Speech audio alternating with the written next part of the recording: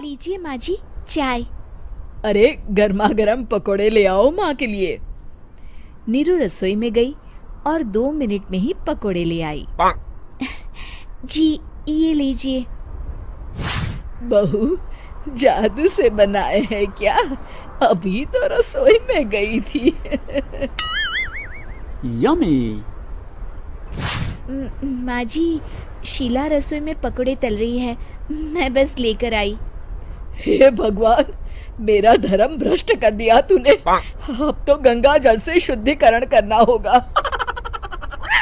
दूसरे दिन, माँ जी मैंने नाश्ता बना दिया है, ऑफिस जा रही हूँ। पर अभी तो घर का सारा काम पड़ा है। शीला आती ही होगी, झाड़ू पोछा बर्तन कपड़े वो सब कर लेगी। हमारे जमाने में घर का सारा काम हम ही करते थे। जी माँ जी, आप बहुत होशियार हैं, मैं घर ऑफिस दोनों नहीं संभाल पाती। तो जरूरत क्या है घर से बाहर जाकर चाकरी करने की? वैसे भी घर का काम खुद करने से घर में बरकत आती है, समझी? पर माँ जी। पर वर कुछ नहीं, इस महीने की पगार मिले फिर ऑफिस बंद। हाँ।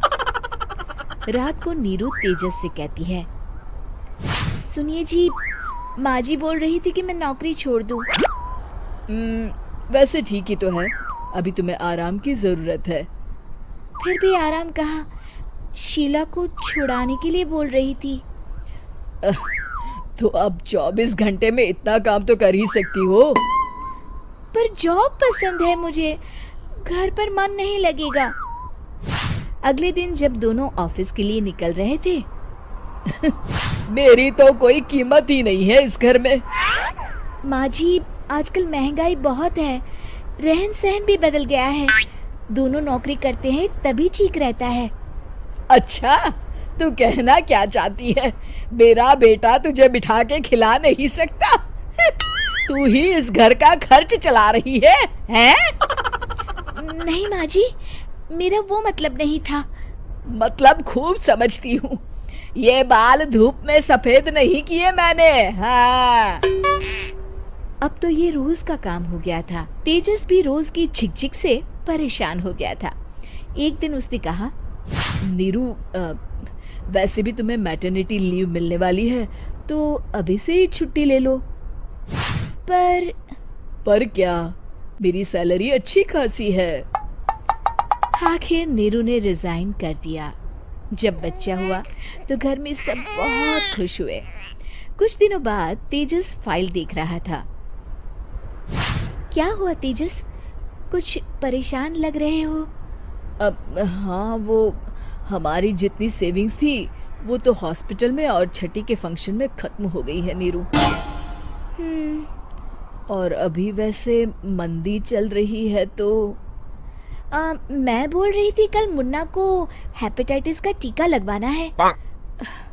नीरू, क्या पोस्टपोन नहीं कर सकते? नहीं जी, बिल्कुल नहीं। अब तेजस को समझ में आ रहा था कि उससे गलती हुई है। पैसों की कमी का असर घर के माहौल पर भी पड़ रहा था। अगले दिन, बेटा मेरा चश्मा और ये दवाइयाँ ले आना, पर्चा देते हुए माँ जी ने कहा। जी। तेजस, मुन्ना के लिए दूध का डिब्बा और डायपर भी ले आना, और ये किराने के सामान की लिस्ट है, इसे भी लाना है। तेजस गुस्से में लिस्ट मरोड़कर फेंकता है और चिल्लाता है, पैसे क्या पेड़ पर उगते हैं? ये ले आना, वो ले आना। अरे पर ये जरूरत का सामान ही है। वो गुस्से में बिना कुछ कहे ऑफिस चला गया। अरे लंच तो ले जाइए। नीरू दौड़कर डिब्बा पकड़ाती है। एक दिन खाना खाने के बाद, नीरू, अब तो मुन्ना कुछ बड़ा हो गया, तो अब तुम वापस ज्वाइन कर लो ना जॉब। पर इस रिसेशन में जॉब मिलना बहुत मुश्किल है। ट्राई तो करो। फिर मुन्ना? माँ जी है ना, और एक फुल टाइम मेड भी लगा लेंगे। पर माँ जी, उन्हें तो पसंद नहीं। तभी माँ जी वहाँ आ जाती है और प्यार से नीरू के सर पर हाथ फेरते हुए बोलती है, अब मेरी समझ में आ गया बहू, पहले के और अब के समय में अंतर है। तुम काम शुरू करो, मुन्ना की जिम्मेदारी मेरी। मेरी प्यारी माँ जी। ये कहकर नीरू उनके गले लग गई। शिक्षा, परिवर्तन संसार का नियम है, हमें भी समय के साथ चलना चाहिए। उम्मीद है कि आपको हमारी ये कहानी पसंद आई होगी। कृपया हमारे चैनल को सब्सक्राइब करें और सभी अपडेट्स के लिए बेल आइकन जरूर क्लिक करें। और हाँ, वीडियो लाइक और शेयर करना मत भूलिएगा। Bye bye.